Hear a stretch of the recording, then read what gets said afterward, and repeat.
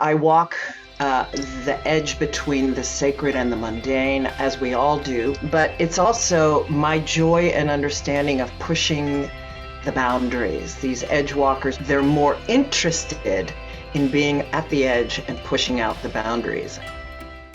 Welcome to Women We Should Know with international speaker, mindset reset mentor, author, and your host, Leslie Michaels. With audacious honesty and candor, the Women We Should Know podcast presents the wisdom and life-empowering insights of women who are the embodiments of innovation and social evolution. Please join Leslie as she shares potent conversations that will inspire your personal and professional evolutions. Welcome back. I am so happy that you are joining us today. It is always my high point when I get to sit down with an amazing, audacious woman and have a conversation. And it is all that much better when I get to bring that conversation to you. Here at Women We Should Know, we have this commitment to bringing to you the voices, the audacity, the game-changing approaches to life of incredible women who you may not have known before, but you are most likely going to be happy that you do now. And we have just such a woman with us today. As a 35-year professional actor, singer, and voice artist, Sandra Bargman has played with more hats and costumes than can be counted, and she has loved every minute of it, just loved it. She is deeply curious and audaciously adventuresome. And so that has led her to add seminary training as an interspiritual minister and counselor, as well as business owner to her professional roles. Heartfully committed to the planet's wellness, in 2017, Sandra trained with Al Gore to become a climate reality leader. Let it not be said that she is a one-trick pony. Sandra's one-woman show, The Edge of Every Day, is a poignant, honest, and provocative invitation. Invocation or invitation? Maybe it could be either one. To leap out of what's safe and taste the outer limits of everything that is life.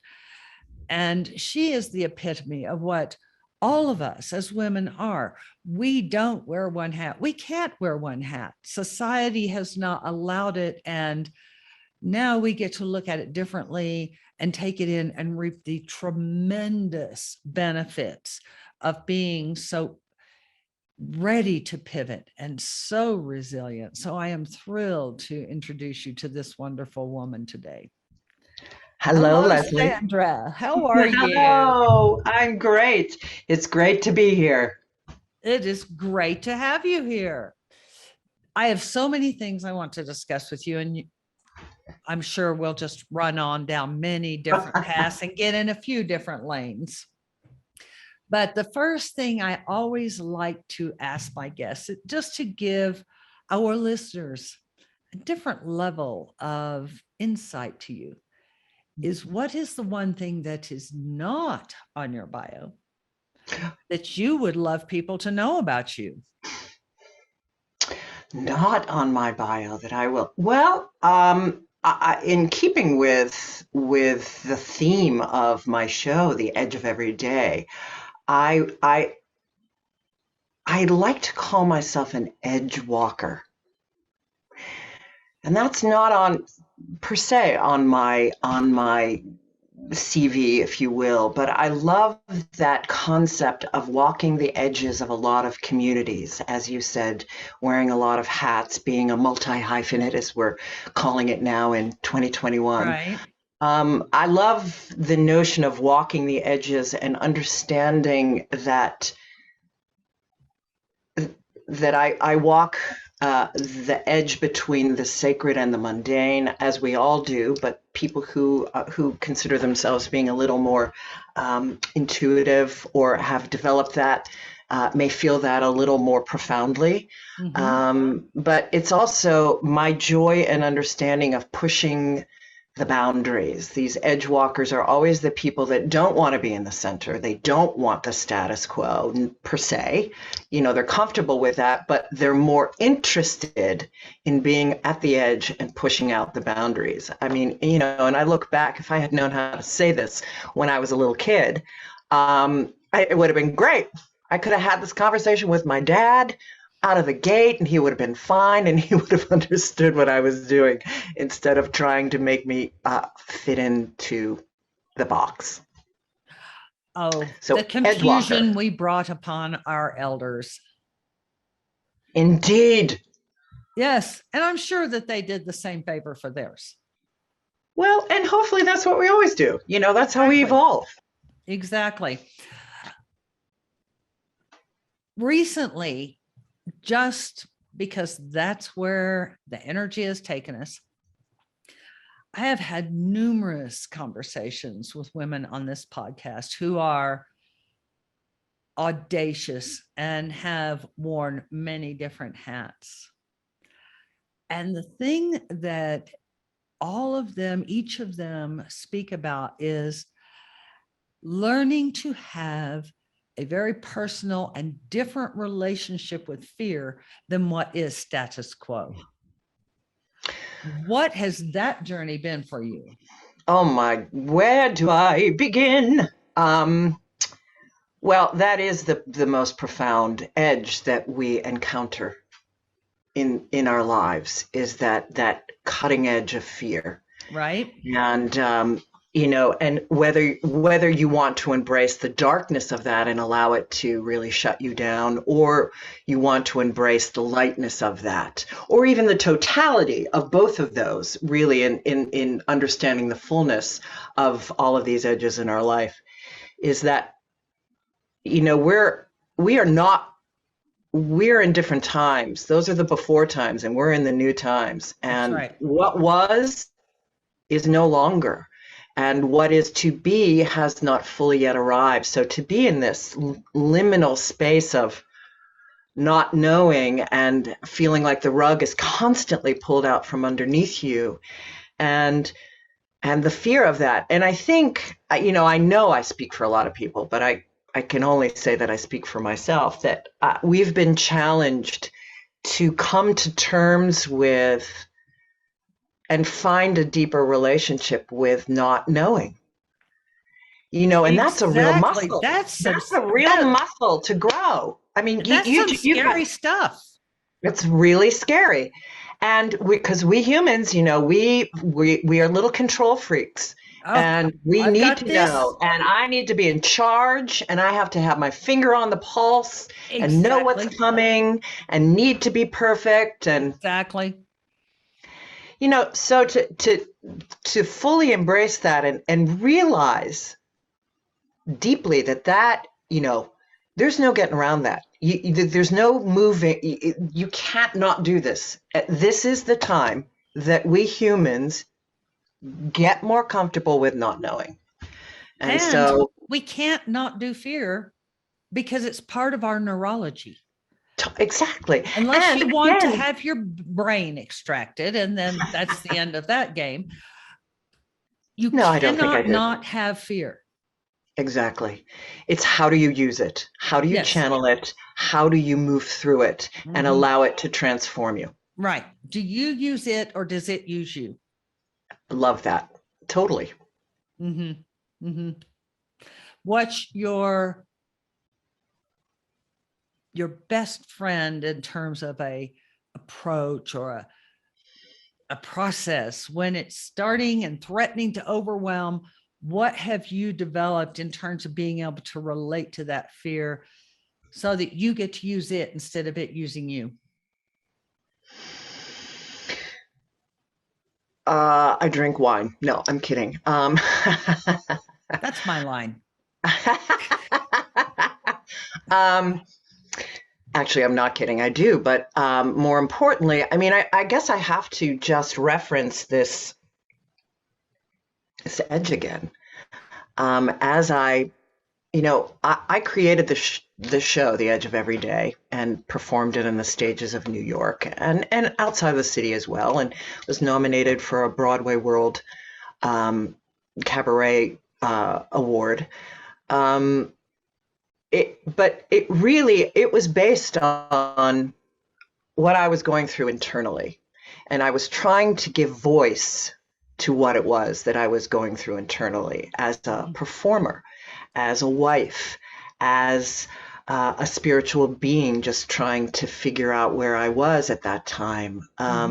This understanding of the dualistic and the polarities that were out in the world, particularly seeing them played out, obviously, politically, with all of our structures and the patriarchy, etc.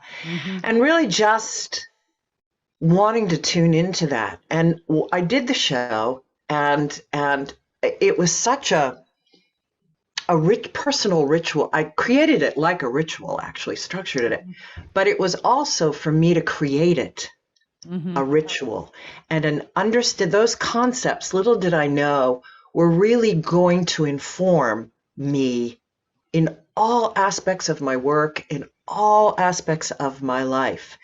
So the process that I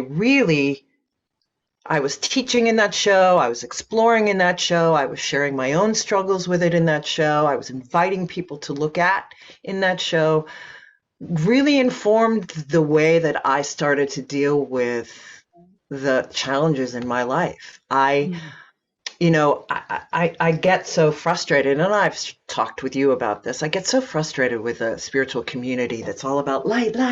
We're the light. It's just, let's be positive, and love is good, and it's not that I'm in disagreement with being positive, but I am well aware that there is a shadow side of life as well that is powerful and a part of our journey and a part of our wholeness. And it's the willingness to see both of those aspects and embrace them, and to set down this notion of, if I have a dark thought, or if that somehow that's bad. I mean, these judgments that we put on ourselves, it doesn't leave room for growth or learning from those aspects within. Exactly. Or because collectively, for that matter. Look at the parts of ourselves that we aren't in love with. Right. That we don't get to understand why we are judging those parts of ourselves. And so we put ourselves in a stagnation. Yeah, totally. And the more that we can embrace them in ourselves, and see them at play and understand their worth, and how they get to teach us those parts we don't like, then we can begin to see that in others. We can begin to see that play out in society. And it all of a sudden takes away this, doesn't just necessarily take away the fear, but I think it helps with the confusion about everything. Right. This notion that, I can't be that, or it can't be like that. That can't be. Well, yes, it is. It is. So we're going to get real with this. We're going to get real with ourselves and real with what's occurring in the world around us. And it's only through admitting that's occurring that we can be present with it and transform it. Exactly. Or just, how about this? I have this nagging thing that had been on my mind, and I had been irritating myself with it. It didn't irritate me. I irritated myself with this thought about, okay, now I've got to balance moving with this and this and this and this. And why is this all happening at once? And then last night, I just had this, really, Leslie? Are you kidding? When did you stop liking adventure? And I got up this morning. It's like, okay, gonna move and still gonna do this, this, and this. Do you find, and I'm sure you have, that there's incredible freedom with ceasing to judge the fact that you had a moment of anxiety, a moment of chagrin, a moment of, oh, poor me, now I have to move on top of everything else? Oh my God. Oh, of course. Of course, it almost turns into comedy. It does. I mean, and I have a whole character based on this, Reverend Road Rage. You've heard me talk about Reverend Road Oh, Rage. Reverend Road Rage. I'd You know, forgotten about her. yeah. Yes. One of Love these days her. she'll make it to YouTube for a performance. But, the metaphor of, and everyone that I know can relate to this. You're driving down the road, you're trying, you like to think of yourself as somebody who doesn't jump on their own, doesn't, to your point, doesn't judge themselves, as all of a sudden Right. free, and then you're driving along and someone does something on the road that you don't like pulls up behind you and is beeping or whatever, is trying to push you, and all of a sudden, I'm screaming the F Yes. bomb at the top of my lungs Yes. and telling them to get the F over, Yeah. And and my arms are flailing and I'm oh my all over God, the I'm screaming at the place. top of my lungs, and it's just like, oh, spoken like a minister. That's interesting. Take a look at that. Okay, that lives there too. I did that one day recently, and I didn't realize at the time, didn't care because I was busy enjoying screaming, that my window was Exactly. open and the other person's window was open. And as I drove past them, this sweet little old man looked up at me with such terror. And I thought, oh, Leslie, you've really got to get a grip. I know, right? Excuse me, I'm an interfaith minister. I'm really nice, actually. Yeah. But being able to be real about it is the point. Truly, that is the bottom line. Being real and understanding that lives there, and the more you can embrace it, the less judgment you'll have on it. And again, and if you're not judging it and making it wrong, it's not going to surprise you anymore. It takes all the juice out of Exactly. it. It just takes Exactly. all the juice out of it. Yes. And realizing that you're not judging it. Yeah. When we do that, we are judging ourselves. And probably a lot of other people that have that same behavior, projecting that out on them too. Well, of course, but it all starts at home. Everything starts at home. Totally. Yes. Yes. So now that you've done this show and you really went through a huge metamorphosis from the inside out with this show, in terms of who you are and how you want to put your feet on the planet, where are you going next? I love this. Well, yeah. So the Edge of Everyday really became a platform for me, and I realized that an internal platform, as well as how do I want to be out in the world, talking about these things, and sharing my insight around these things, and using my voice, my own voice, not a role. I love playing roles. I love being in plays. I love singing. I love doing all of that within plays and musicals and such. But how do I want to speak my own voice, and how do I want that out in the world? And the Edge really became this great springboard. And so from all of that, I've continued to do some songwriting. Right before COVID, I was dusting the show off and adding some new songs, and, just addressing things that were politically in the world. And then, we had COVID, and that was had to be put off. But during all of that, I started writing more. I have written for a variety of blogs and contributed to books, and I have Indeed. and I have I've also been writing my own one woman. Well, actually, it won't be one woman. There will be characters, but I will play the lead character, Lilith, based on Lilith. And it's based on all of these Edge of Everyday understandings about, and it addresses, as you know, because you mentioned Al Gore and the Climate Reality Project that I'm a part of, Earth awareness and Mother Earth. That will be explored. Climate change will be explored. Women's anger, the rise of the divine feminine, but it will be done in a way that embraces both these lights and dark pieces. I mean, Right. again, women's rage, Reverend road rage. That's why part of the reason that's so fun is that, women aren't supposed to be angry. And of course, No. I don't know one woman that does not walk through the world with more than a modicum of anger, Of rage. of rage.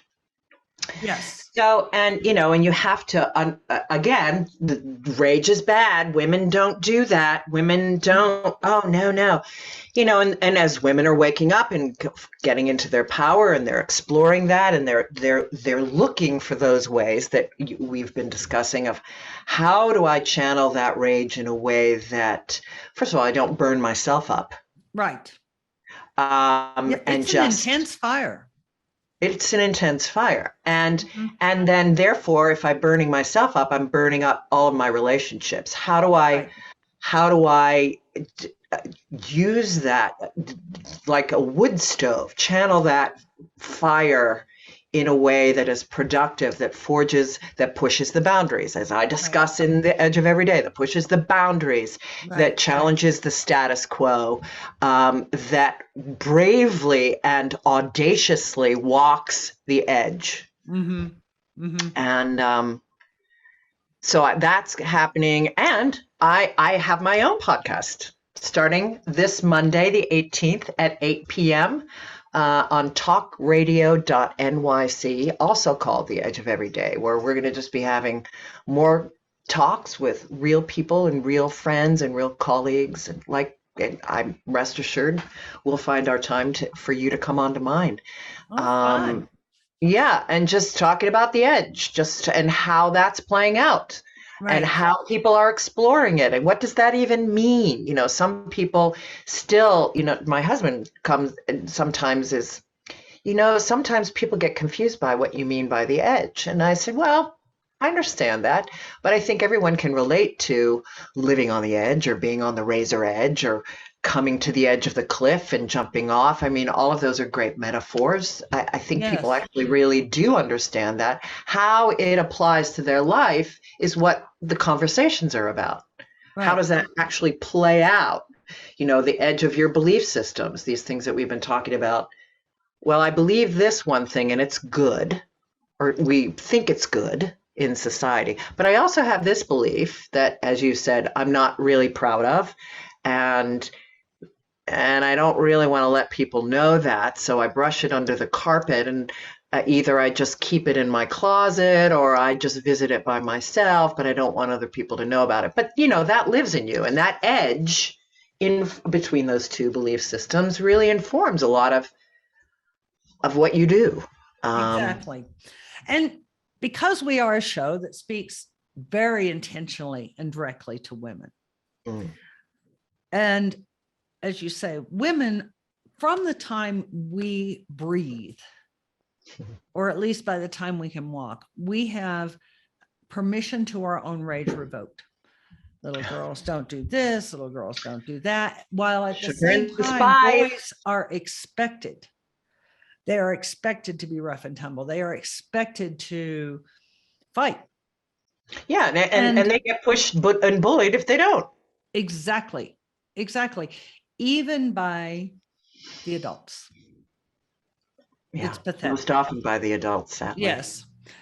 But as we are addressing things that, well, quite frankly, I didn't anticipate having to address again in this lifetime, bodily autonomy, an insidious explosion of racism. Yeah. What I see is so many women who are engaging and so many women who aren't. Yeah. Now that's another edge, and I would love to hear your thoughts on that. Such an edge, and there is, of course, those are the very women that I want to speak to with my one-woman play, and really finding the way of shining a light on that, in which they can relate to and not feel, again, made fun of or judged. But, I thought about this long and hard. I think what I find so difficult to understand is the sense of not feeling that you can fully be independent from a male and take care of yourself and be out in the world in a powerful way, that somehow the man that you're attached to is your identity. And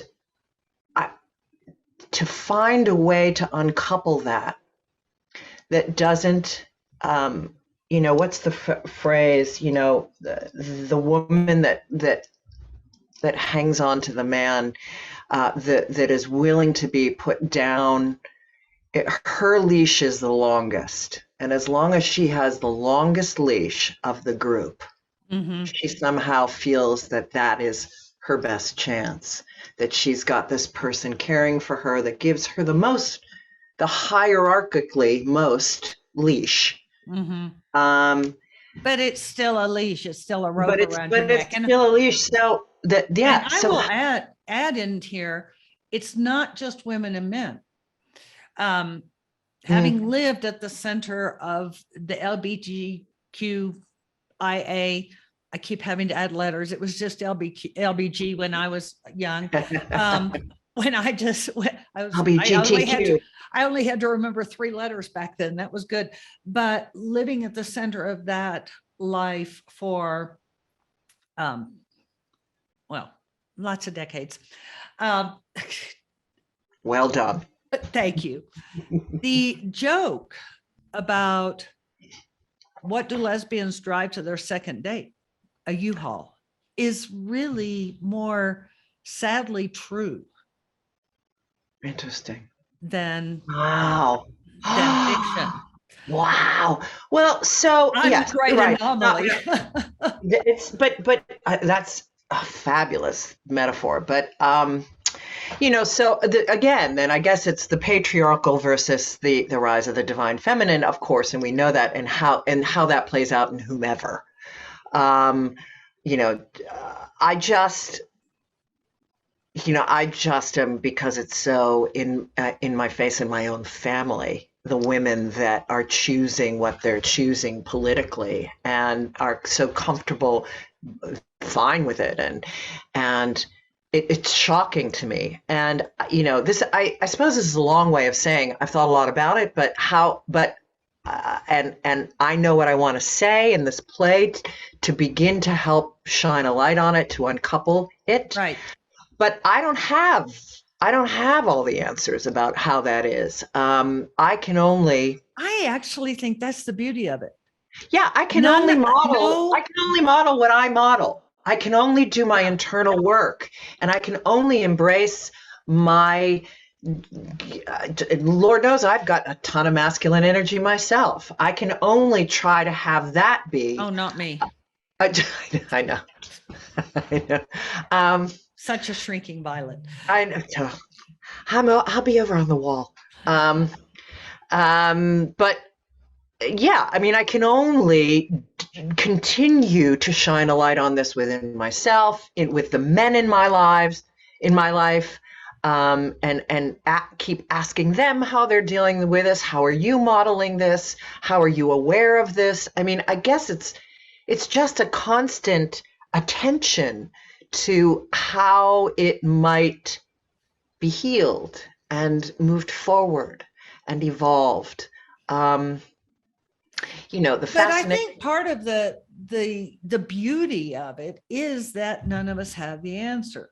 And because women have been so intentionally separated from each other, first by the structure, by religion, by family, then through the internalized misogynies that they've picked up, that fact that we do not, any of us, have any real answer, but we all have a piece, is the brilliance, because it is the ultimate invitation to come back together.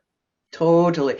Well, and And I love that. It's so true. And, in the internal looking of the internalized misogyny, you and I have had plenty of conversations about this. How does it even show up in my life? I am very mouthy. I'm very opinionated, but I'm not rigid in those opinions. They are fluid, as I would hope everyone's opinions Right. are as they grow and learn. But and I push the boundaries all the time with that. Yeah, I cracked a joke about my dad at the start of this podcast. And yeah, I push the boundaries with my very status quo dad.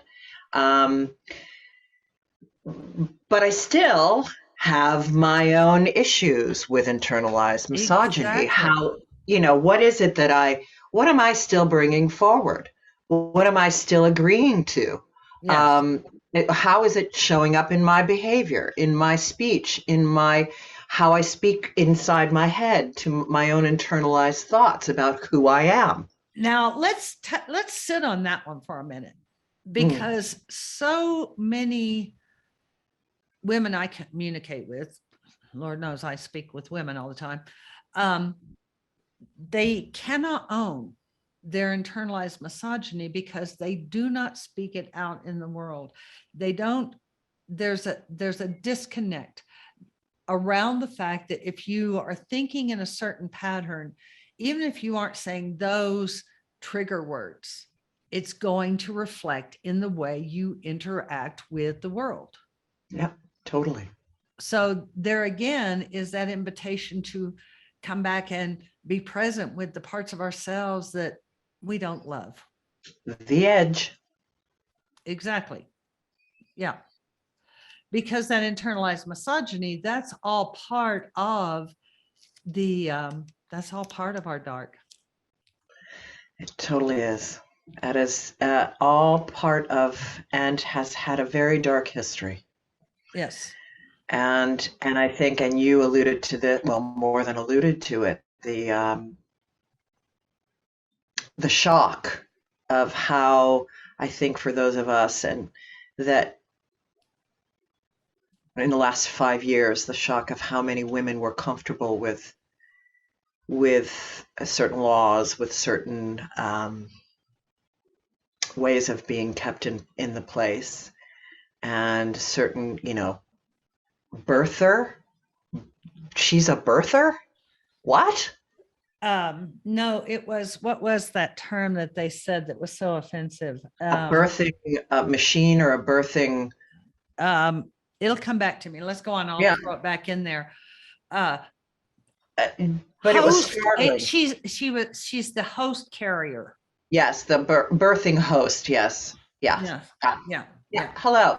That's okay. I know. And, as you know, I was in New York protesting to support Roe v. Wade. I mean, I've been around this block a while, so it's surprising. Very surprising. And I know that everyone says that it's always darkest before the dawn, and that things are rising to the top to be healed. And I am certainly on board with that, and I see it playing out around the globe. Mm-hmm. However, it does not mean that I am not continually shocked by it. And there's the edge that we talked about how to get real with that. So how do I get real with, okay, Sandra, you might have lived in a bubble because you hang out in New York City, and you have spent time up in the Catskills, and your friends are liberal and are open and fluid with lots of things. And Mm-hmm. okay, so you didn't realize that this was a foot to the level that it is. Now, it's time to get real with that. And how do I speak to those people? I've very sassily said that, well, I can't, as an interfaith minister, I'm a bridge builder, but I can't build a bridge with people who are not using the same set of facts that I'm using. Mm-hmm. Which is true, but I can invite them into conversation with a play.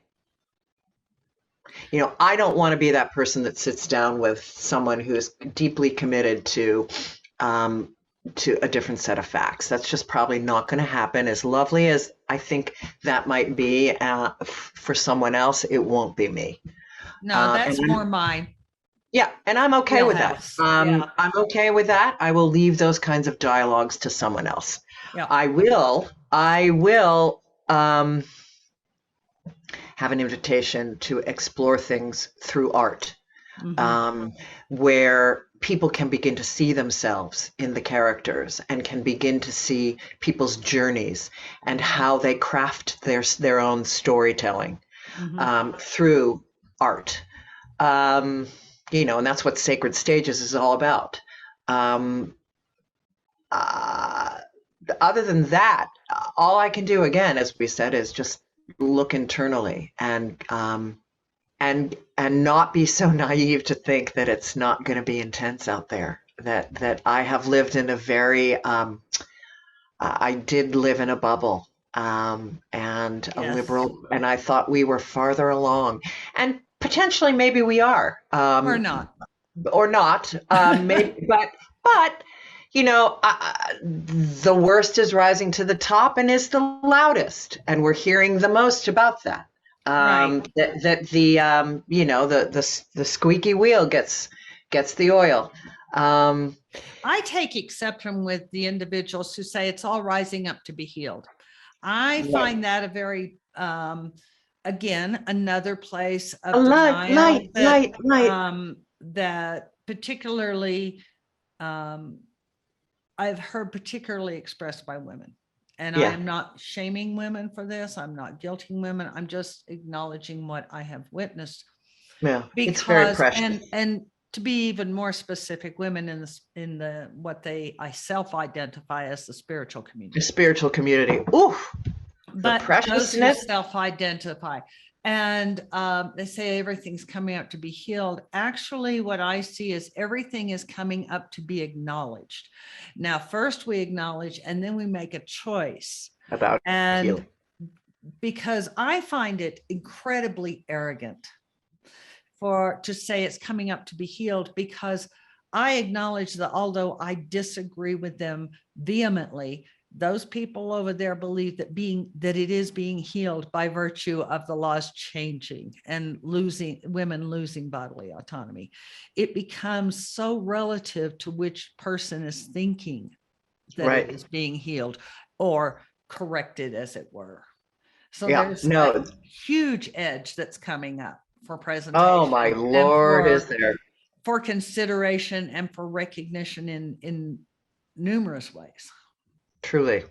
But again, it's just the willingness to see that playing out, that there even is that edge, and getting on board with that, and not, I don't want to say that I had my head in the sand, because I would never think that about myself, but I will say that I was in that naive bubble.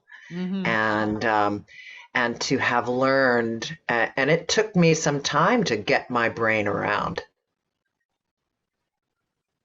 Wow. Yeah. This is way more prevalent, and I would always circle back to, you can, on paper, I can get it, but I would always circle back to, I just can't believe that somebody would behave that way and believe this and think that their way is the only way. And, but then we get to acknowledge our own experience of how could they think their way is the only way when my way is the right way. Well, it's all encapsulated in this. We all get busted, and we get to really bust ourselves, right? Totally. That's the joy of it. But hopefully it's the joy.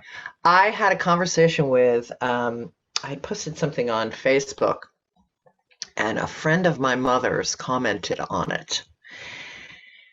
And I very strongly, and I thought, well, she knows my politics, and this is, this is very surprising, and it was very out there for her, and I, of course, had no hesitation in sharing my opinion and being very bodacious with it.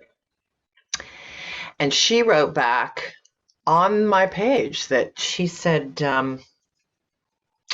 your mom, this is after my mother had passed away. She said, your mom was always she was so good about people having different opinions and was very comfortable with being around people that had different opinions. And she was. And I really wonderfully had to think about that, and it landed. And I do think I can sometimes be strident in my opinion, but my answer back to her was, it's ironic that you are talking about being aware of allowing people different opinions when your entire platform, the platform of this group of people, is all about denying people who have different opinions than yours in the laws of our land. Mm-hmm. The irony of your statement has not landed on you. Mm-hmm. So there's work for all of us. And I think, again, that's what we're talking about, this internalized, where is it showing up for me? Where are my blind spots? Where are my edges? Where is your most recently acknowledged internalized misogyny? Most recent? Mm, oh yes. my. Well, I probably just said it now with I can be strident. That feels but you knew that. But that can feel very misogynistic. We've had that conversation for years. You're not getting out of it that easy. No, sorry, girlfriend. It's not happening. Well, I think it's an ever ongoing, because I'm in a really long-term relationship. I think that's always a place for me to see where I am with all of that. Recently I was in a conversation with two men, and one of them, and I was asked to tell a story. Mm-hmm. And one of them kept interrupting me with pieces of the story, and to the point where I was starting, and instead of me saying, because I care about this person, instead of me saying, excuse me, I'm telling the story. When I need your help, I will ask for it. Thank you. I just kept allowing that interrupting and stopping, and allowed you to be like, and then I would start again, and I would be interrupted, and I did not. And it's only because I cared that I didn't, because I've done this with other conversations. Okay, stop. I'm telling the story. I don't. But there it was. Mm-hmm. There it was. That I didn't do that. I don't think that's a hugely powerful example, but it was definitely. Actually, I disagree. I think it is a hugely powerful example, because I see women do this all the time. I was going to say all day, every day, but there are times I have a private moment. But I see so much of this, and the piece that always stands out to me is, well, because I cared about this person. Well, I love that person. That's my brother. There's always a justification based on, if I care for this person, I have to support and therefore become complicit with their diminishing behavior. Yeah, that somehow if I have to people please to stay safe in this situation. That's right. And which I learned with my father as a little kid, that it was not okay for me to be, as mouthy as I was often. There were other times when I wasn't, because I learned that there would be consequences. Didn't we? And, so it's a lifetime of untangling that, and, and seeing where it continues to show up. And yes, I do think it is because, if this person were a stranger, I'd have no problem, Mhm. or even just somebody I sort of knew. Yes. But because of the other elements, that there was I don't want to rock the boat or embarrass or whatever, and that's bullshit. It is, because you are And a I got an brilliant apology. and you are And I brilliant actually and got an apology you're a from the brilliant man and who did it. He was like, I was so gross. And I was like, uh-huh. And then then I had an opportunity to be like all righteous and bitchy and be like, right. And you are a woke man. And look where you were. so as we get ready to wrap up, we can, as we know from years of doing so, we can talk for hours, but as we get to the point of wrapping up, first of all, I'll remind all of the listeners that we're not going to give Sandra's URL or any of that stuff on the show. We never do that. But those of you who follow the program, that I always put it in the program notes for you. You can go view the podcast live. Maybe you're listening to this on Spotify or iTunes, and you'd like to get a look at the show, get a look at Sandra. And in the program notes will be all her contact information, her URL, her shows, everything that she wants to share. But going back to the fact that now we have to wrap up. For our female listeners,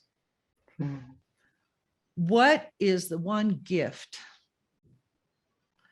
that you would like to give them in terms of a seed of encouragement, inspiration, challenge as we wrap up today? I think the thing that that has given me the most encouragement internally is the willingness to. It's been a rough few years, and particularly with COVID, and I have found so much of what I wanted to do before COVID and what I felt was necessary for me to embark on as part of my journey was taken away.